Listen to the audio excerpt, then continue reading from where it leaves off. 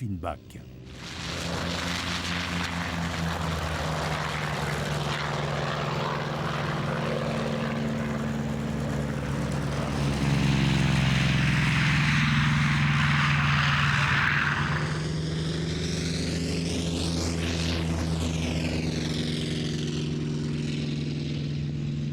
Corsair, c'était un avion par l'US Navy, c'était sur le porte-avions.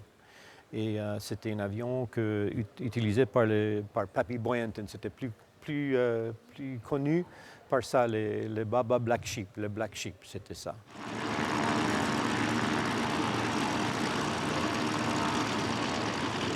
Le Corsair, en fait, est surtout connu chez nous en France grâce à la série Les Têtes brûlées. Mais il faut savoir que le major Greg Boyington, il a réellement existé.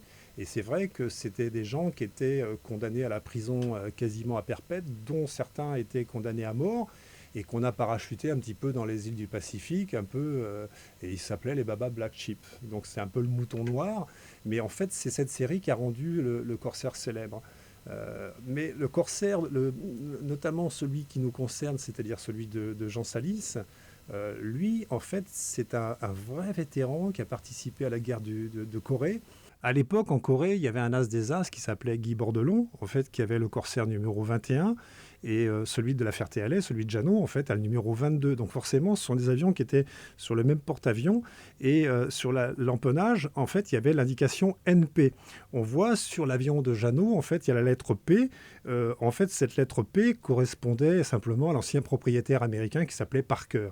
Alors quand j'ai expliqué ça à Jeannot, il venait de refaire toute la dérive de l'avion. Il m'a dit, c'est con, si tu aurais dû me dire ça un petit peu plus tôt parce qu'on aurait pu faire la modification.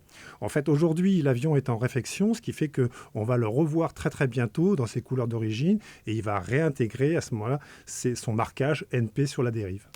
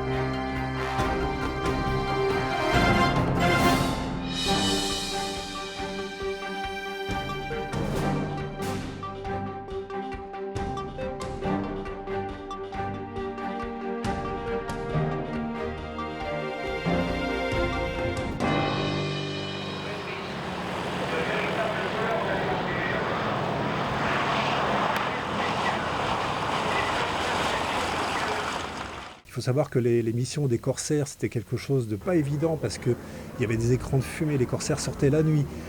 Et leur mission principale, c'était l'attaque des ferroviaires, donc ils attaquaient tous les trains. Et les gens qui étaient dans les trains, ils savaient très très bien que d'un seul coup, ils allaient se prendre soit les corsaires, soit les Skyraiders. Ils arrivaient à la tombée de la nuit, dans de la fumée, et ils voyaient absolument rien. Et puis ils essayaient de dégommer le plus de trains possible. On confiait vraiment toutes les missions pourries, on les confiait vraiment aux gens des corsaires. Les pilotes qui ont réussi à survivre, ce qui était à bord de Corsair, vraiment c'était des sacrés bonhommes. Corsair, c'est un avion formidable, très puissant. Le Corsair, oui, cet avion de chasse de la guerre du Pacifique, c'est un avion qu'il faut dompter un petit peu, c'est un avion lourd et qui est docile jusqu'à un certain point. Si on veut le brutaliser, il ne va pas aimer, mais si on le pilote très correctement, on peut obtenir beaucoup avec lui. Le Corsair, il a cette fameuse aile en W, soi-disant parce que grand moteur, grande hélice, mais le L4 avait le même moteur, le même hélice, et il a des ailes plates. Bon. Le Corsair, à cause de son W, est très difficile de monter dedans, très difficile de sortir, et c'est un cochon en vent de travers, parce que vous avez toujours les ailes, même si vous voulez faire A plat ou L haut ou L bas, ça ne marche pas.